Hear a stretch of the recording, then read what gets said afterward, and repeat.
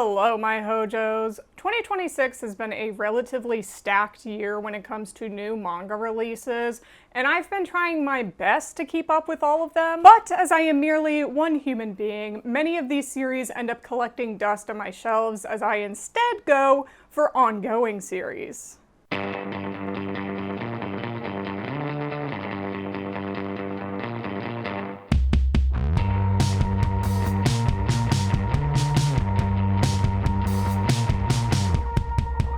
It ends up taking me a while to actually crack open a volume 1 of a manga that I don't know too much about. Unless, of course, I get myself to make a video where I specifically read volume 1s of manga. So today, I am doing just that. I'll be dusting off the TBR pile that has been accumulating over the past month, reading some volume 1s of manga, and giving you guys my opinion on what you should be checking out too. Plus, since this is going to be just about volume 1 of a manga, this should be a relatively spoiler-free video as well. Except for, obviously, what happens in volume 1 of the manga. I can't help you there. Yes, my hair is going to look like that for the entire video. If this is going to bother you, just watch this like it's a podcast or something, I don't know. First up on the TBR is my most recent purchase, and I mean that quite literally because I bought this within a week of writing this video. I just had to get it though because as soon as I saw this one was announced by Viz, I was enamored with the artwork and the premise. And that series is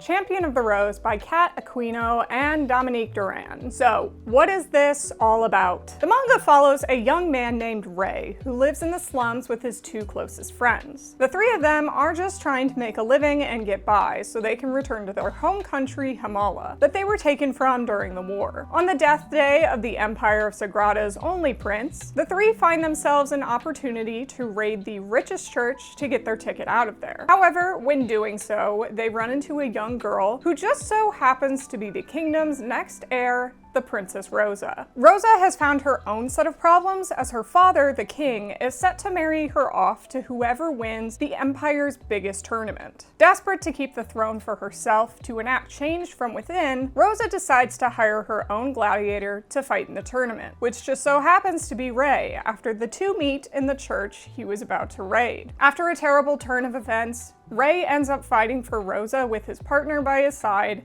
as the two continue to fight for their way back home. I think the first thing you'll notice about this manga when you crack into it is that the art is phenomenal. This series is kind of a retelling of the colonialization of the Philippines by Spain, and while I am not personally familiar with this history, you do get a real sense of the culture through the artistry in the manga. Some of these panels are framed like stained glass windows as it's showing the pain that the Hamalans go through in their daily life, which kind of reframes this grand Catholic iconography with what was actually happening at the time that those were created. There's also some really beautiful splash pages that really highlights the religious imagery in very eerie ways. One such example is when they are walking through this hallway and you can only see through slats a giant statue that is just ominous and overbearing. It really gives a good sense that this series is entirely in the shadow of this religious hierarchy. The art wasn't the only thing that had me enamored in this story either. I was also very into the premise as well as the world building. There is a lot of familiarity to the plot of this one, partially because it's taking influences from real life cultures and settings, but I also think it's because there's a lot of reworking of very common plots that helps you fall into this series very easily. The story of a poor boy and a princess is kind of like Aladdin, or the story of a strong underdog being thrown into a death match is kind of like Gladiator. We know these stories, but how well do we actually know them if they're coming from the eyes of a colonized person or someone who's queer? That is really where this story keeps any tropes or familiarities fresh and feeling reinvented. A story about a trans boy who gets forced into low-wage slave labor after his hometown gets gets pillaged and then gets enlisted into a gladiator death match is really nothing I've ever read before, that is for sure. My only critiques of the first volume are more personal preferences and nitpicky ones. First of which, I do really wish we got some internal dialogue from Ray. I wish we could have seen more of how he was processing his emotions, how he was processing the death of those around him. It was a little too externalized that it kind of made me feel like I didn't know him super well. As always, I am just someone who likes to see how characters feel more than how they react. My second nitpick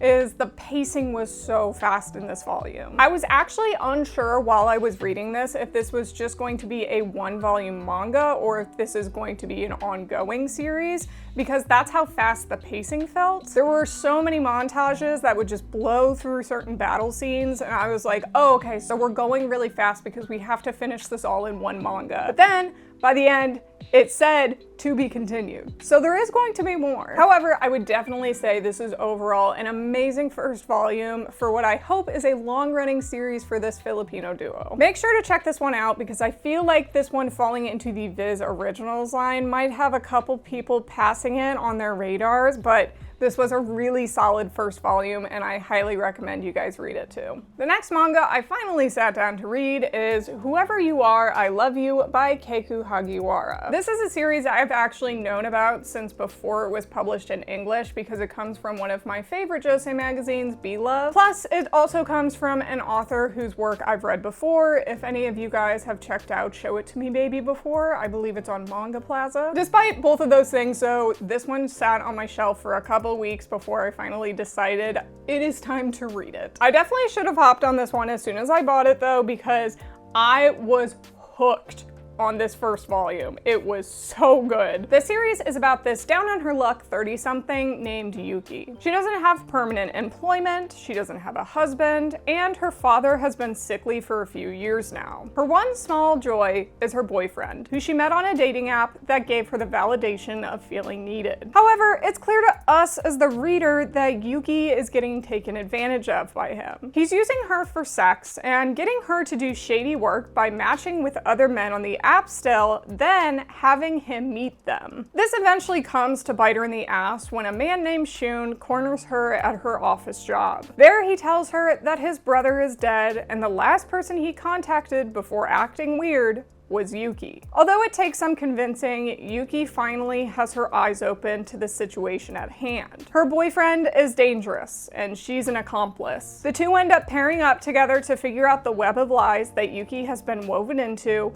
when she was desperately attempting a normal average life. Lately, Kodansha josei magazines have been on an absolute kick when it comes to mystery and thriller manga, and oftentimes those series end up tackling real-world issues that adult women deal with. Those two things are why I think this is an incredibly strong first volume when it comes to introducing us to our characters and the plot at hand. This story is just as interested in the mystery as it is in the main lead's issues with her self-confidence. An issue that I'm sure many adult women have felt themselves falling into as they've gotten older in life. Whether that be because you were finding your self-worth in a man or you were finding your self-worth in a job. While compulsory heterosexuality is often in reference to queer women, I think it is also worth showcasing how this sort of compact can affect straight women too. In this manga, Yuki is chasing this idealized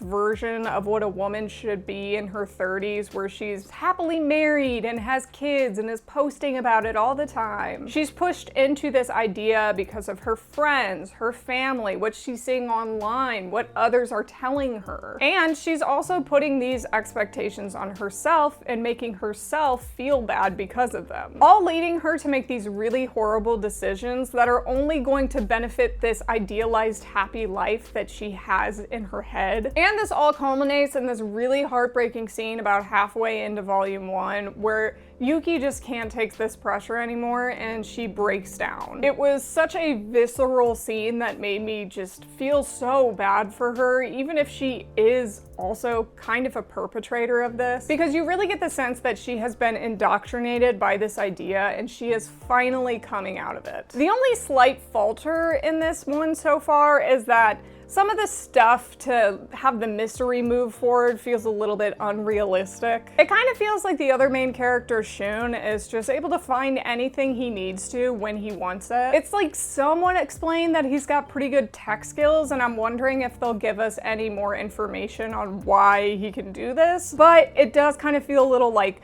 I'm hacking into the mainframe to me. It's a Unix system. I know this. I don't exactly expect mystery series to be absolutely perfect when it comes to handling realistic ways of solving. Mostly, I just don't want it to feel like an episode of Catfish where all they do is put in a Google image reverse and, oh look, we found our guy. While the mystery is great, it just is a little silly sometimes. However, don't let that stop you from checking this one out because this one is so good. I was hooked from beginning to end on this first volume. As soon as I was done reading it, I hopped online to see if volume 2 is coming out anytime soon because I need to know what happens in this one. When it comes to new manga that you won't want to miss, Yen Press has got to be your go-to. They are one of the largest manga publishers in English, bringing over beloved titles like Delicious in Dungeon and Fruits Basket. And right now, they have 2 new BL titles that would be perfect for your collection. The first is the highly anticipated title called Clumsy Kiss from the same author of Fox-Colored Jealousy. When third-year Kumai accidentally asks out his hot but mysterious classmate Aoi, the two form a relationship before the mistake can be fixed. But maybe these two have more in common than they first thought. An adorably sweet title featuring holographic cover art and perfect for any coming-of-age romance fans. The other BL you won't want to miss is The Crow's Ballad at Dawn from the author of Life on the Line. An exhausted office worker gets spirited away to a red light district inhabited with yokai. It's there he meets a beautiful Tengu named Suiren, who he instantly becomes enamored with. It's a tender tale that's equal parts evocative. If you're a romantasy fan, be sure to snatch this one up yourself when it comes out in August. You can check out both of these upcoming manga at your local bookstore or online. Just make sure to click the link in the bio to learn more. Thank you to Yen Press for sponsoring today's video. Let's get back to it. The next manga I finally got around to reading is probably the one that has been sitting on my shelf the longest so far, and that is because it was long enough that volume 2 is now out and I haven't read that one either. And that series is Drawing from Your Memory by Shiki Kawabata, a manga artist who I have followed for a long time now, who also has a history of making mystery sci-fi series in a slice of life setting. And that means Drawing from Your Memory is no exception, throwing us into the tumultuous life of a high schooler that is stuck in a time loop. In this manga, we meet a frantic and depressed Mahoro, a manga artist who is fresh out of her award-winning serialization, but can't seem to find inspiration for a new manga series. As she thinks back, it's revealed that the manga she had worked on, which received all the praise and acclaim, was actually taken from her former classmate who passed away. He had hundreds of idea books that were given to her after his death, and what may have started as an honest attempt to bring her classmates' ideas to life, the guilt of her fame has been eating away at her. That is until she trips in her apartment and finds herself transported back to the exact moment her classmate gave her feedback on her own manga for the first time. Now that Mahoro has found herself a second chance at her regret, she decides she's going to help her classmate, Yukishima, become a published author before he passes away. However, she soon realizes that any differences in the past may actually change the outcome of the future, and all her decisions will lead to the same regrets if she isn't careful. For this first volume, I was definitely intrigued enough with the premise. I don't usually find myself gravitating towards modern day isekais or villainess series, but I do kind of end up liking a lot of time loop series. There's a lot of angst that they can provide and some really good romance. See Reliving My Life with a Boyfriend Who Doesn't Remember Me, or the movie Palm Springs, which is incredible, go watch it. Time loops put people into this very desperate situation where they overanalyze all their decisions until eventually they end up giving up on being cautious at all because their spirits are broken time and again. All of those common tropes are present in Drawing from Your Memory. However, I found that there was something lacking in this first volume by the time I wrapped up. And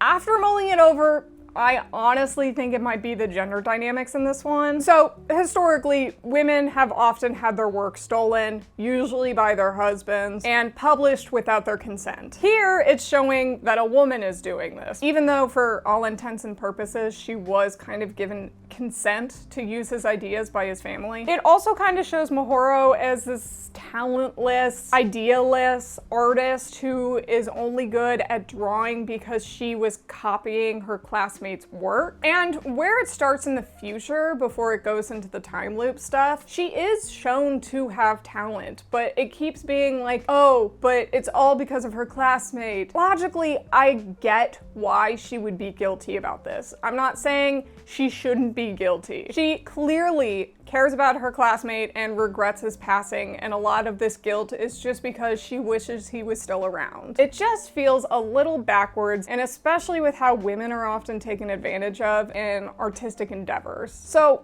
it's just kind of hard to bypass all of that in the narrative. That isn't to say I'm not going to keep reading this one. I have enough faith in Shiki Kawabata that this series could pull it out by the end. I want to know what happens with the characters. I like Mahoro as a character. I think it's really interesting to show this artist who has a hard time coming up with her own ideas or starting any new projects because she just feels so overwhelmed. I would love to see by the end of the series that she's able to make her own manga by the end and she's able to bypass all these mental blocks that she keeps putting up for herself. However, at the moment, I am just wary of the direction this is heading. So I think if anything, I'm going to continue reading it, but instead of continuing to purchase, I think I'll actually just switch over to reading this through my library. And if they don't have it, I'll just request it because I would like to finish this one just to know what happens. Within the same day of reading Drawing from Your Memory, I also read Volume 1 of the highly anticipated manga release, Star Clock Liddell by Yoshimi Uchida. This manga comes from an artist who is apparently super selective of how their works get published, to the fact that even Japanese people couldn't believe that this one got licensed in English. So this one seems to be a legit miracle that it got picked up by Glacier Bay Books. The only problem was that this series was supposed to have come out maybe like a year or two ago, and there was just some production mishaps that ended up delaying it. But I finally got the pre-order of all 3 volumes shipped to me a couple of weeks ago. The way this manga is written can be kind of confusing on what the plot actually is. However, from what I could gather from this first volume, we follow a Chicago-born Russian man named Vladimir, who is close friends with a man named Hugh and a woman named V. Vladimir had just returned from a trip to reunite with his pals when Hugh recounts a vivid dream he is continually having. He wakes up in a Victorian-style house he has no memories of as a child and looks out the window to see a crescent moon. The dream isn't scary by any means, but it's unsettling enough to Vladimir that he decides to investigate into this dream house for his friend. That is about all of the actual plot of this series that I can recount after reading Volume 1, since my first tryst into this 70s Chicago-inspired series likes to meander. Not that I think it's really a bad thing, because it does give a lot of atmosphere to this very dream-centered story, almost making the city of Chicago feel like a dreamscape in itself, with the blinding lights of cars driving down Lakeshore Drive, blurry skyscrapers in the fog, and sunrises on Montrose Beach. Can you tell I'm from Chicago? Chicago, Chicago, that toddling town. When the characters are having a conversation in a bar, rather than feeling like you're reading a story, it's almost like you're overhearing a conversation that someone is having. It just gives this very bleary-eyed, just woke up kind of feeling where you're a little discombobulated, but you're putting the pieces together. You can really tell the time period in which this artist came up in shoujo manga because of the writing style. Seen in other artists from that same decade, like Moto Hagio or Yumiko Oshima, it's focused on atmosphere and philosophy and not like a solid plot, taking Vladimir through the series of journeys while throwing a barrage of questions at him to mull over in the meantime. It wants you to think, question and ponder along with the characters. I say all this more to inform people who may not be familiar with this type of shoujo writing. If you're not expecting it, you might think it's just this meandering series that means nothing, but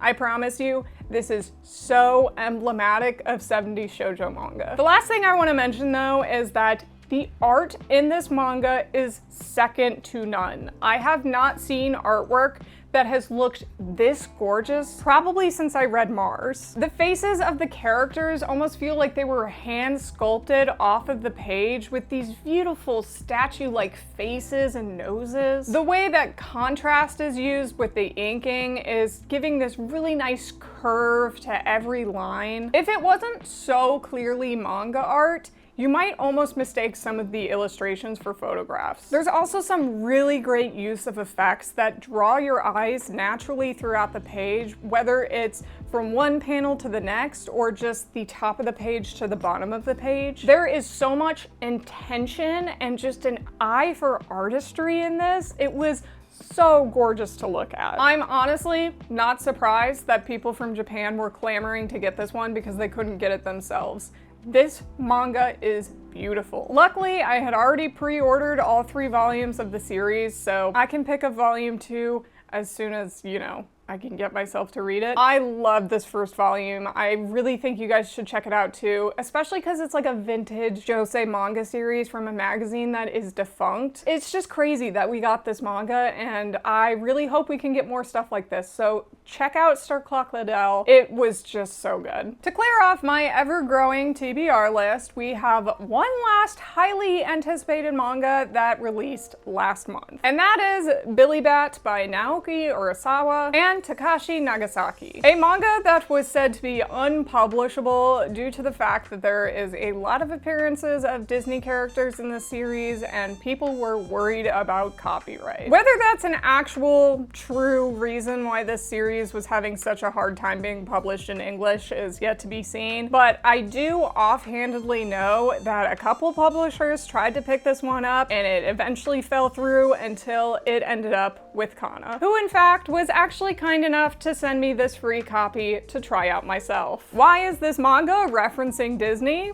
Well, this is a story about a Japanese-American cartoonist named Kevin Yamagata, who is living in the late 40s during the McCarthy era. He has become known for his detective series called Billy Bat, where an anthropomorphic bat solves crimes in the nighttime of a seedy city. However, one day when cops burst into his office to do some investigating on his neighbor, one of them recognizes his work. Not because of the daily releases, but because he was stationed in Japan and saw the same character over there. Overcome with guilt, Kevin decides to travel to Japan himself to find out if he unknowingly stole someone else's cartoon. There he discovers more than he initially bargained for, sorting through ancient documents, getting involved with dastardly criminals, and eventually being caught in a horrific crime. Kevin goes from chasing down the origins of Billy Bat to being chased down himself. There is a sense of utter paranoia the entirety of this volume, which honestly makes it perfectly nestled in the time period in which it's set. You had America living in paranoia of their friends and neighbors, thinking everyone was a communist. Japan was just devastated by unspeakable crimes against humanity in World War II. And you have the main character, Kevin, that represents these two wrought countries. His paranoia bringing him to question everyone around him